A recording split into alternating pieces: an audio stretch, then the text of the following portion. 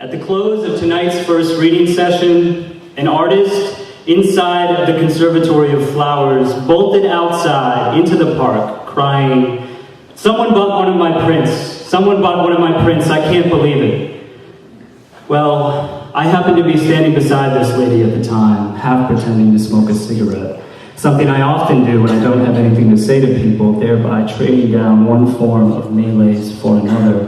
And so I clambered forward into the streetlight, valiant knave that I am, and I told her, with all the modesty I could pretend to muster, "'Twas I, Moneta Goldsmith, Canterbury III, distant descendant of Archbishop Canterbury of Wiltshire, who procured one of your precious prints a few moments ago." "You," spake the damsel after a considerable pause. "Yes," I said, "and there's really no need to thank me. It was nothing. I don't know what to say," she stammered out at last. "Then don't say anything, please. Your works are statement enough. They are more than enough, in fact." "Oh," she said, with surprising restraint. "Do you really think so?" "Yes," I said, "and I should know good works when I see them, for I happen to have studied this very field, and at the Sorbonne, no less." The Sorbonne. "Is that so?" she said. "And what field might that be?" "I majored in a field that we called cultivated urbanity and refinement with a specialization in aesthetic indifference." I was all but ABD, that means all but dissertation, in case you wondered. And the only reason I didn't go all the way with it was because I was unsatisfied with the specimens of work that were on offer for me at the time. The Italian Renaissance can be such a bore, don't you agree? Frankly, I found all those pompous Vatican-funded pederasts masquerading as choir boys to be, well, a bit pedestrian. Besides, I couldn't find a third reader who was up to my standards. "I see what you mean by refinement," she said. And here I paused as if deciding to continue. Then did. "Now then, let me speak a word or two, if I may be so permitted, about these works of yours. These works," I said, and here perhaps I laid it on a bit thick for the benefit of the swelling crowd around me, for I admit I was slightly roused by the sudden attention of so many eager 20-somethings, all crammed into such cloistered quarters. And as I looked on, I imagined this plucky, bustling hive and holograph of my former youth representing some sort of Venn diagram of, on the one hand, jaded, disinterested intellects, and on the other, prematurely stunted libidos. Indeed, these pale and intrepid youths standing before me now, seemingly for my benefit only, comprised a sort of tableau vivant, the very picture of that fate's cosmopolitanism that I so long cherished as the fractional and emotionally arrested adult that I truly am. I proceeded with appropriate caution. These works, I feel, they have a divine and cryptogrammic quality to them. And that's a technical term you can look up later and take with you for the rest of your life. These works appear effortless, as if they had no ambition at all other than for the truth. I fear, in fact, that if I stare too long at these works may take up residence in my sweat glands, or perhaps behind my eyelids, just to prove the honesty of my reaction to them.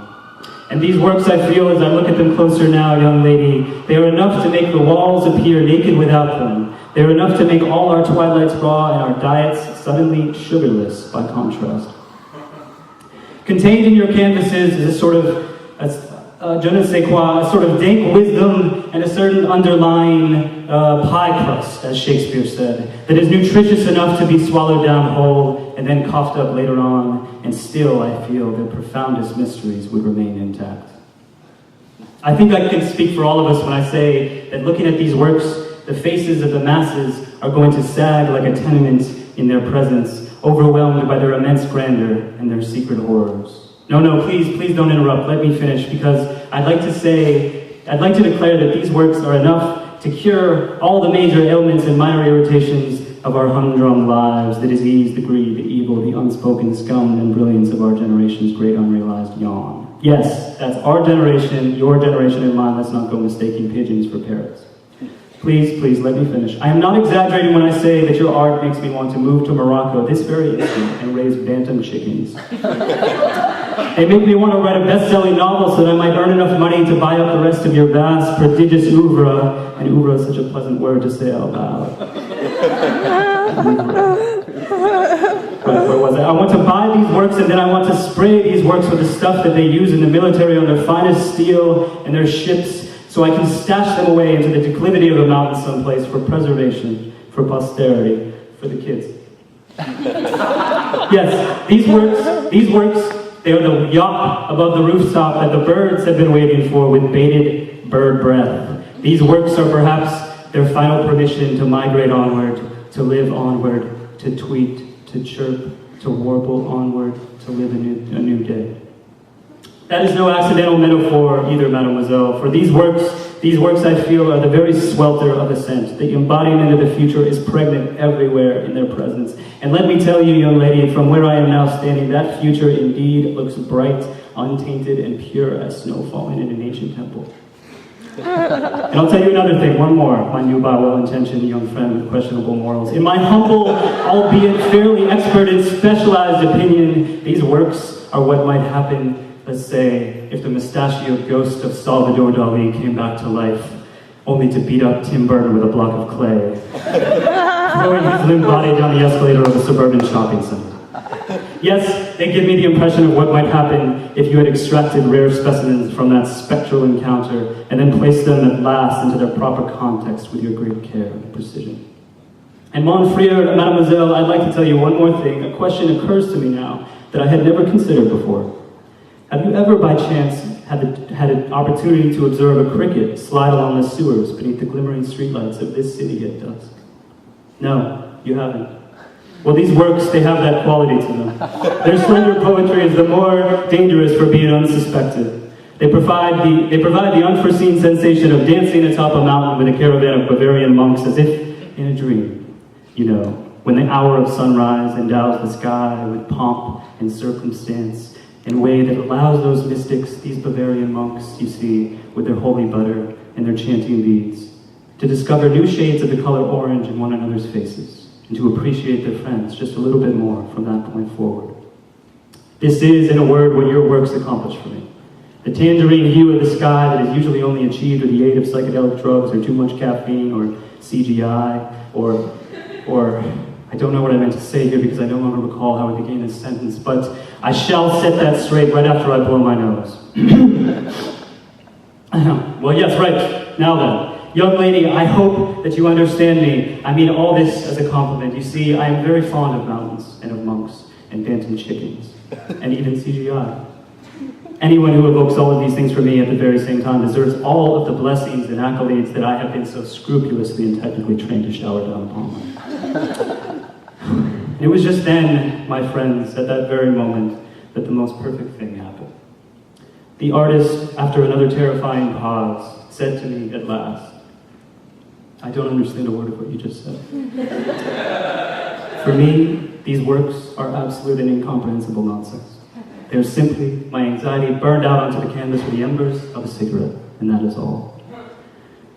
Well, my friend, I said, I hope that you continue to feel great and terrible anxiety for many years to come. Enjoy the donut money.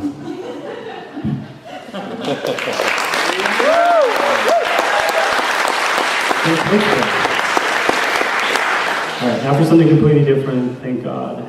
You'll say, you're welcome, I say. This is called Be Sure to Be Caffeinated.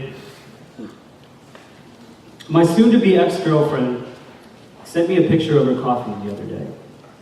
A phrase I noticed was printed on the cup that said, life is short, stay awake for it. And you know what gets me about these phrases that are printed on coffee cups? The fact they think they can put any two phrases together that they feel like. Algorithms for every feeling.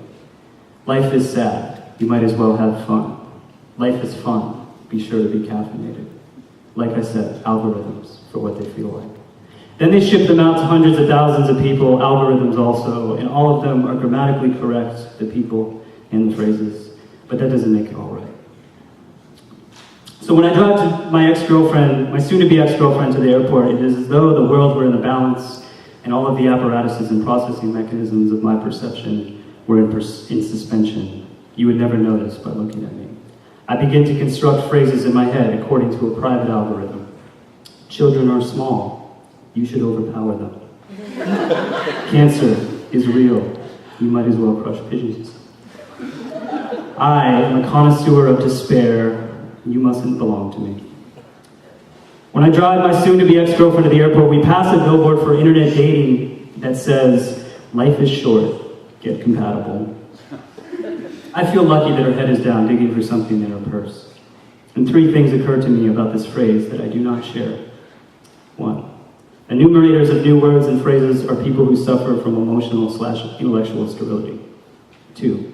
My apparatuses of perception were probably different before the internet and internet dating. 3. I am an enumerator of new words and phrases. At home, a flabby burrito sits on the counter that she left. My bedroom is a sterile laboratory vaulted like a church. All my poems on the wall are tombstones now that she has read them, thought about reading them, then didn't, then did. I try not to look at my own reflection. I say the word fuck into the room at a moderate volume. My voice resounds in my head with the sound of her applause, the echo of a platitude. Something occurs to me about this. I nearly catch sight of myself in the kitchen window. I turn away. Another phrase emerges that I also fail to share. I am an enumerator of phrases. A flabby burrito is the opprobrium I deserve. All my poems look like handkerchiefs now that I want to blow my nose with. All my poems look like butterflies wriggling on the wall. They don't have any idea that they don't belong. Thank you. Bravo!